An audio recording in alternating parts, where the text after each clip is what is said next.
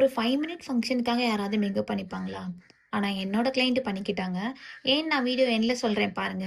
Bride Thanjavur அப்படிங்கிறதுனால first டேவே கிளம்பி பிரைடோட லொகேஷன் ரீச் ஆயிட்டோம். அவங்க வீட்ல வச்சு தான் ஃபங்ஷன் நடக்கிறதுனால, அங்கேயே ரெஃப்ரெஷ் ஆயிட்டு மேக்கப் பண்ண ஸ்டார்ட் பண்ணிட்டோம். அப்பதான் கிளையண்ட் இந்த ஸ்டோரியே சொல்றாங்க.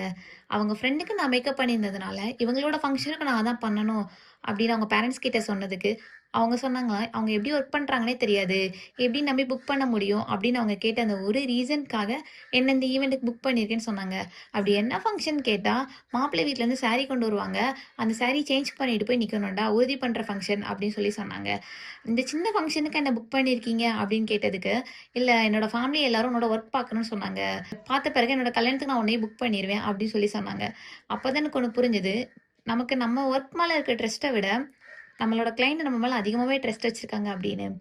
இதே மாதிரி உங்களோட ஃபங்ஷனுக்கு நான் மேக்கப் பண்ணணும்னா, மாலதி மேக்கப் ஆர்டிஸ்ட்ட ஃபாலோ பண்ணிட்டு, சீக்கிரமே ப்ரீ புக் பண்ணிக்கோங்க.